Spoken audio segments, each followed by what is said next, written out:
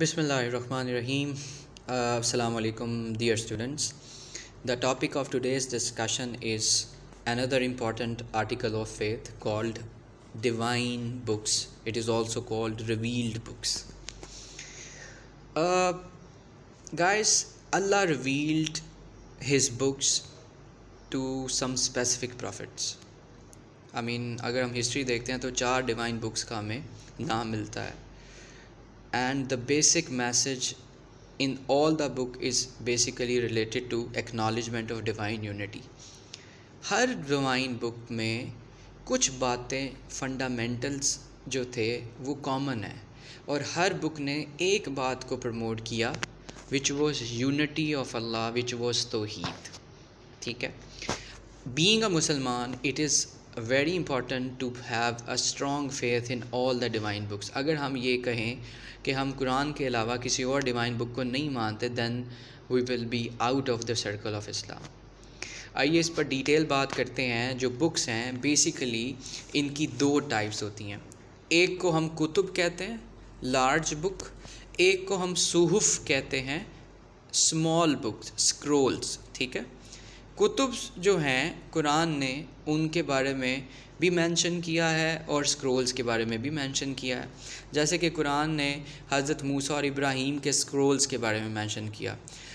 जो हमारी शरीयत हमें इन्फॉर्म करती है ऑलमोस्ट 100 स्क्रोल्स अल्लाह ताला ने रिवील किए. स्क्रोल मतलब स्मॉल चैप्टर्स जो एंजल की हेल्प से आते थे, जो किसी स्पेसिफ़िक इशू को एड्रेस करते थे फॉर द स्पेसिफ़िक नेशन. जैसे कि हज़रत आदम को गाइड करने के लिए 10 स्क्रोल्स, हज़रत शीत अलैहिस्सलाम को 50, इदरीस अलैहिस्सलाम को 30 और इब्राहीम को 10 स्क्रोल्स दिए. उन स्क्रोल्स की डिटेल्स क्या थीं, ये बहुत पुरानी बातें हैं जो हमारे नबी के दौर से भी पहले थी. तो हमें वही नॉलेज पता है जितना हमारे नबी ने शेयर किया. तो स्क्रोल्स एग्जिस्ट करते थे, ये कुरान इनका ज़िक्र करता है. और जहाँ तक लार्ज बुक कुतुब की बात है तो 4 डिवाइन बुक्स अल्लाह ताला ने 4 डिफरेंट प्रॉफिट्स को दी. तौरात ओल्ड टेस्टामेंट मूसा के लिए, ज़बूर इसको साम भी कहते हैं, PSALM साम, ये हज़रत दाऊद पर आई थी. दाऊद ज्यूज़ के प्रॉफिट थे, मूसा भी ज्यूज़ और बनी इसराइल के प्रॉफिट थे. इंजील, बाइबल, गॉस्पल ये हज़रत ईसा पर आई, ये क्रिश्चियंस के प्रॉफिट थे. और कुरान, फुरकान ये मोहम्मद सल्लल्लाहु अलैहि वसल्लम पर आई और ये हम मुस्लिम्स के प्रॉफिट थे. यहाँ पर एक एलिवेटेड स्टेटस बताना ज़रूरी है कि तमाम डिवाइन बुक्स को अल्लाह ने 1 गो में भेजा, जबकि कुरान टुक 23 ईयर्स टू रिवील. और Quran situation wise, steps wise reveal हुआ और ये कंप्लीट कोड ऑफ लाइफ है. और यही बात कुरान को तमाम डिवाइन बुक से यूनिक बनाती है. तमाम डिवाइन बुक से एक और चीज़ जो इसको यूनिक बनाती है वो ये है कि कुरान एंटायर यूनिवर्स के लिए, for all the times to come, for all generations के लिए उतरा, सिचुएशन वाइज उतरा. इस बुक की प्रोटेक्शन की रिस्पॉन्सिबिलिटी अल्लाह ने ली है. इन्ना नहनु नज़्ज़लना ज़िक्रा व इन्ना लहू लहाफ़िज़ून, ये अल्लाह का क्लेम है. इसके अलावा इसकी लैंग्वेज जो है वो लिविंग लैंग्वेज है. और दुनिया में अगर किसी बुक के सबसे ज़्यादा मेमोराइज़र्स हैं तो वो कुरान के हैं. ये बातें पार्ट बी में भी आ सकती हैं और ये कुरान के यूनिक फ़ीचर्स हैं. हमारी जितनी भी डिवाइन बुक्स हैं, क्योंकि हमारा टॉपिक कुरान पर बेस नहीं करता, तमाम डिवाइन बुक्स पर करता है, तो तमाम डिवाइन बुक्स का जो कंटेंट था और कुरान का कंटेंट वो क्या है. तमाम डिवाइन बुक में जो सब्जेक्ट मैटर है वो ह्यूमन है and there goal in life. क्योंकि किताबें अल्लाह ने इंसानों की हदायत के लिए भेजी थी, जानवरों के लिए नहीं है, किसी और मखलूक के लिए नहीं है. तो इसमें जो एड्रेस किया गया है वो ह्यूमंस को और उनकी लाइफ का गोल क्या है.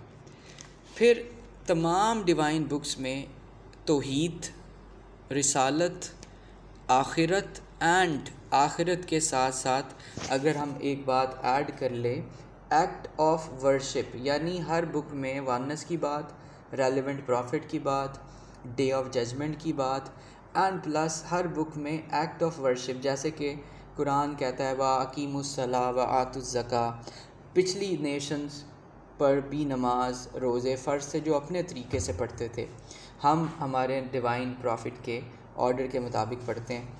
तो हर बुक में फंडामेंटल एलिमेंट्स ऑफ तौहीद, रिसालत, आखिरत और एक्ट ऑफ वर्शिप जो है वो बताया गया है। यहाँ पर एक्ट ऑफ वर्शिप भी आप ऐड करेंगे। इसके अलावा all books contains directions, rules in every sphere of life, private life, national life, international life, family में कैसे रहना है, नेबर से कैसे रहना है, लीगल मैटर्स को कैसे डील करना है, पॉलिटिकल इश्यूज़ को, वॉरफेयर को, हर चीज़ से रिलेटेड तमाम बुक्स में डायरेक्शंस थी। ये भी कॉमन बात है कि हर बुक ने अच्छाई का हुक्म दिया, बुराई से बचा किया जाना। कुरान कहता है जी आप सूद ना इन्वॉल्व ना करें, आप डाइवोर्स को एक्सरसाइज मत करें, आप अनलॉफुल एक्ट ना करें, आप फॉल्सूड से दूर हैं। तो हर बुक ने वाह नहीं अनिल मुनकर की बात की है, अमर बिल मारूफ व नहीं अनिल मुनकर, अच्छे काम का ऑर्डर दें और बुराई से रोकें, और हर बुक में ये बात भी अवेलेबल थी। और हर बुक के कंटेंट में there are signs to believe in Allah. जिस तरह कुरान कहता है ना, in the alteration of day and night there are signs for those who are wise. तो ये ज़मीन और आसमान की ऑल्टरेशन, ये celestial body, sun, star, moons, हर बुक में जिस तरह हमारे कुरान ने अल्लाह को ऑब्ज़र्व करने की बातें बताई हैं, तो हर डिवाइन बुक ने भी ये सारी बातें एक्सप्लेन की हैं।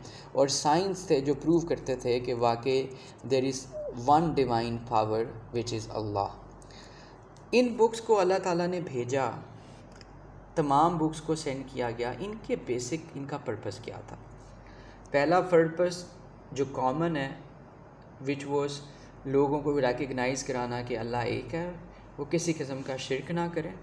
और फिर अल्लाह ने जिसको बिलवड किया है उस नबी पर, उसके मिरेकल्स पर, उसकी टीचिंग्स पर बिलीव करें और गाइडेंस के पाथ को, स्ट्रेट पाथ को फॉलो करें। हर बुक में ये तीन बातें जो थीं प्राइमरली थीं। इसके अलावा बाकी रॉन्ग बिलीव्स को एरेडिकेट करना ये बुक्स का कंसेप्ट था। जैसे कि नबी के टाइम पर जितने भी सोशल क्राइम्स थे जिसको कुरान ने रिजेक्ट किया है, राइट्स ऑफ वुमेन की बात किया है, राइट्स ऑफ स्लेव्स की बात की है और इन्फेंट्स के राइट्स की बात की है। तो बुरे रॉन्ग बिलीव्स, रॉन्ग प्रैक्टिसेस जो हर सोसाइटी के थे, जिसमें शिर्क सबसे बड़ा रॉन्ग प्रैक्टिस है, उनको एरेडिकेट किया गया है। ये तमाम डिवाइन बुक्स लॉज को, ट्रेनिंग को मेंटेन करती थी ताकि इंसान को ट्रेन किया जाए। इस्लाम में, कुरान में भी मल्टीपल लॉज हैं। हम कहते हैं ना, फैमिली लॉज पर भी बात करता है, लीगल थिंकिंग, चोर के हाथ काट दें, शादी से रिलेटेड, डाइवोर्स से रिलेटेड, रिटन एग्रीमेंट से रिलेटेड, अल्लाह ने इनहेरिटेंस से रिलेटेड। तो लॉज, रूल्स एंड रेगुलेशंस भी तमाम डिवाइन बुक्स में रहे हैं। Lessons of equality and brotherhood, Quran क्या कहता है? All Muslims are single brethren. तो इक्वालिटी, हम सब का ओरिजिन प्रॉफिट आदम है, इस पर बात की गई है। इसके अलावा इंसान की लाइफ ऐसा नहीं हो सकता कि उसमें कोई क्राइसिस, परेशानी ना हो। तो हर बुक अपनी अपनी नेशन के लिए सोर्स ऑफ करेज, होप और पेशेंस भी थी। जिस अल्लाह कहता है इन्नल्लाह मअस साबिरीन, कुरान ये कहता है कि अल्लाह सब्र वालों के साथ है। Very with every difficulty there is a relief, ये होप की बात करता है। तो तमाम डिवाइन बुक्स सिर्फ एक्ट ऑफ वर्शिप की, डराने की, आखिरत की बात नहीं करते, बल्कि होप की बात करते हैं और लोगों को पेशेंस की तरफ मोटिवेट करते हैं। लेकिन रॉन्ग डूअर्स को अगर आप सिर्फ होप की बात करें कि सब अच्छा होगा, तो शायद लोग अपनी ड्यूटीज़ भूल जाएं। तो इसको बैलेंस करने के लिए divine books reward and punishment को मल्टीपल जगह पर जिक्र करते हैं। और ज़्यादातर कुरान जहाँ पर पनिशमेंट की बात करता है, उसके फ़ौरन बाद पैराडाइस और उसकी अनसीन जितनी भी ब्लेसिंग्स है उसकी बात करता है। तो यहाँ से पता चलता है कि कुरान की जो अप्रोच है वो मॉडरेट है, कोई एक एक्सट्रीम नहीं है। रिवॉर्ड पैराडाइस की फॉर्म में मिलेगा, पनिशमेंट हेलफायर की फॉर्म में होगी। तो तमाम डिवाइन बुक्स ने इसको भी हाईलाइट किया। They contains commands related to act of worship, जिस तरह हम पिलर्स ऑफ इस्लाम जो है हमारे, उनकी जो फंडामेंटल टीचिंग्स है, ऑल्दो परफॉर्मेंस हमें हमारे रसूलुल्लाह ने बताई है, लेकिन उसका हुक्म कैटेगोरिकली डिवाइन बुक्स में है। How to interact in society, हमारे फैमिली टाइज कैसे होने चाहिए, हमने किस तरह सोसाइटी में रहना है, जिस तरह मल्टीपल प्रॉफिट्स की टीचिंग्स थी जिनमें उनको गाइड किया गया कि कैसे आप रहेंगे। हज़रत शुएब का इंसिडेंट मिलता है कि सोसाइटी में, उनकी सोसाइटी जो थी वो मेजरमेंट में करप्शन करते थे, तो अल्लाह ने कहा, उन्होंने शुएब, कुरान ये कहता है कि प्रॉफिट शुएब ने कहा कि O people give full measures and weigh with equity. तो सोसाइटी में इंटरेक्शन के तरीके, एंड लास्टली हर बुक रिफॉर्म लाती है एंड डेवलप करती है कल्चरल वैल्यूज़ को। हाँ, जब कुरान आया तो उसने स्लेवरी के अगेंस्ट बात की, राइट्स ऑफ ह्यूमन पर बात की। एरोगेंस अरब में बहुत था, कुरान ने कहा do not walk on earth with conceit and arrogance. Similarly जो औरतों के साथ इनसिक्योर सिचुएशन था, तो इन सब को एड्रेस किया। तो ये पर्पज़ है डिवाइन बुक्स का, ठीक है। जब आप इस क्वेश्चन का जब आप एड्रेस करें तो 3 हेड्स बना लें। इंट्रो के बाद 2 टाइप्स हैं, कुतुब और स्क्रोल्स को डिस्कस करें, कंटेंट ऑफ बुक्स को डिस्कस करें, कंटेंट के बाद पर्पस पर बात करें, और एंडिंग क्या होगी।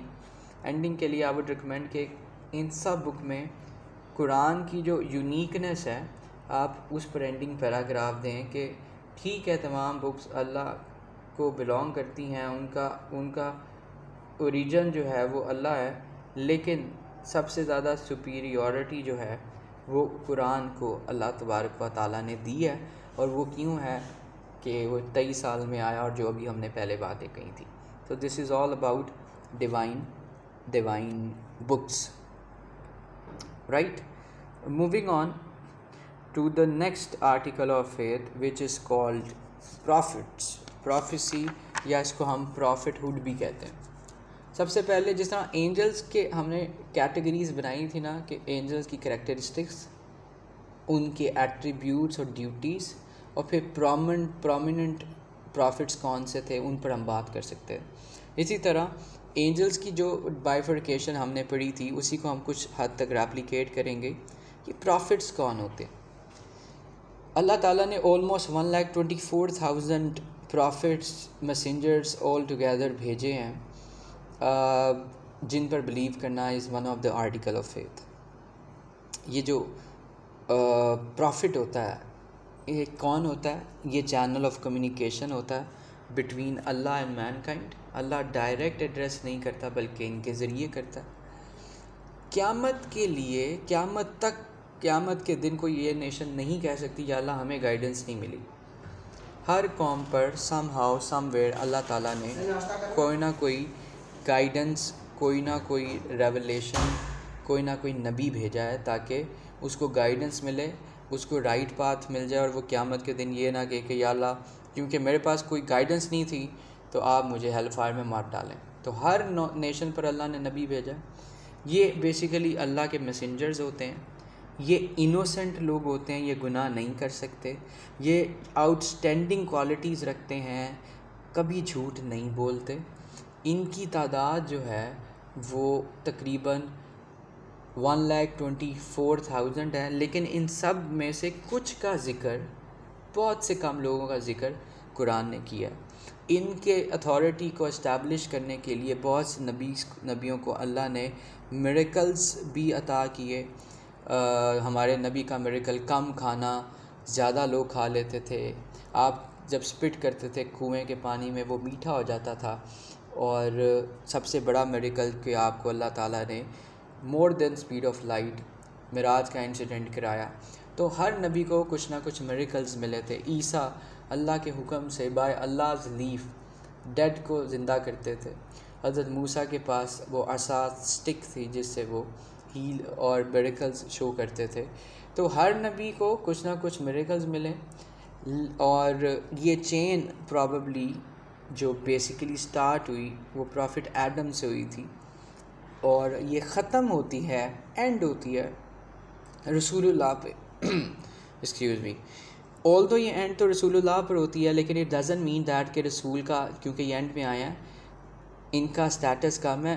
नबी एंड पे आया, लेकिन इनका जो स्केल और रैंक है वो तमाम नबियों में सबसे ज़्यादा हाई है। प्रोमिनेंट एट्रीब्यूट्स क्या हैं तमाम प्रॉफिट्स के, आइए इस पर भी हम बात करते हैं ये तो जनरल फीचर्स और करेक्टरिस्टिक्स थे। प्रोमिनेंट एट्रीब्यूट, इस अर्थ पर इंसान भी हैं, इंसान हैं, जिन्नात हैं, इंसानों में मर्द और औरतें हैं, लेकिन जिन्नात में, इंसान में, अल्लाह की तमाम मखलूक में अल्लाह ताला ने जो वाइसरेंट बनाया, नबी बनाया, वाइसरेंट इंसान को बनाया और फिर नबी भी ह्यूमंस में हैं, एंजल्स या फरिश्तों में नहीं है। दूसरा एलिवेटेड बात ये, दे ऑल वर मैन, कोई औरत अल्लाह ने नबी नहीं बनाई। इसकी बहुत सी लिमिटेशंस थी जो फ़िज़िकल लिमिटेशन है, इस वजह से अल्लाह को पता था तो अल्लाह ने मेल मेंबर्स में नबी बनाए।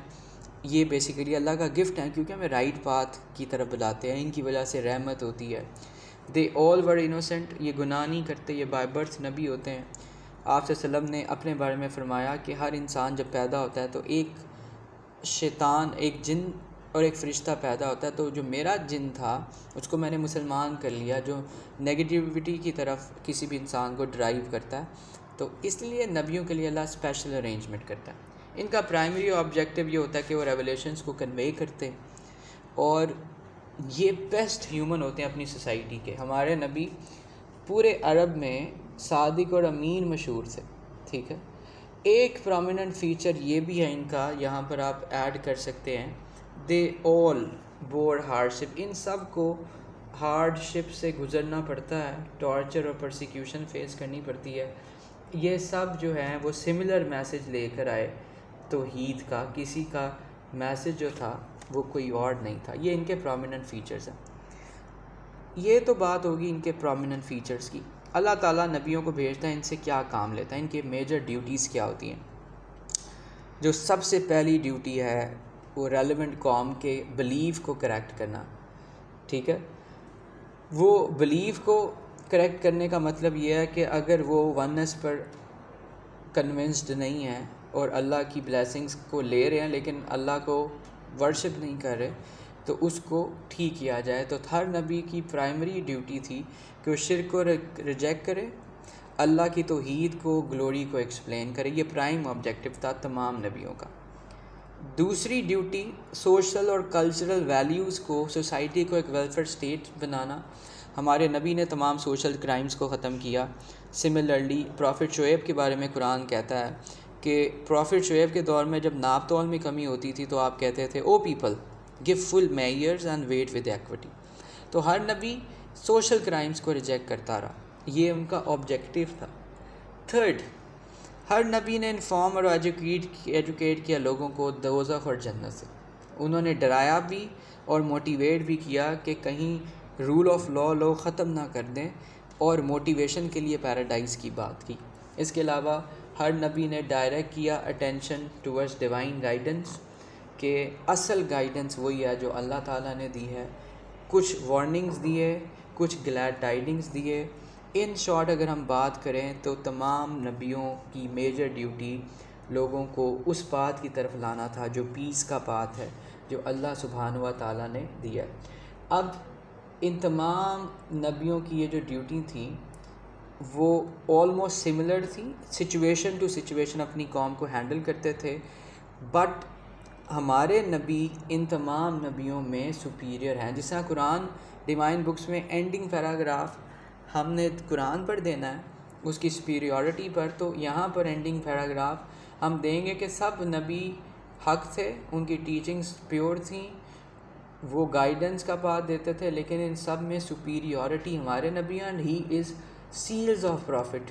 और उनके बाद क़यामत तक कोई नबी नहीं आएगा, और अगर कोई ये क्लेम करता है तो he will be an impostor, उसको रिजेक्ट किया जाएगा। तो इस पर प्रॉफिट के एलिवेटेड स्टेटस पर और उनकी सील्स ऑफ प्रॉफिट पर आप अपने आंसर को एंडिंग करेंगे। तो ये था हमारा सेकंड आर्टिकल ऑफ फेथ, यानी आज की डिस्कशन का, विच वॉज प्रॉफिट्स। प्रॉफिट और मैसेंजर में क्या डिफरेंस होता है ये भी इसी बहाने आप सुन लीजिए।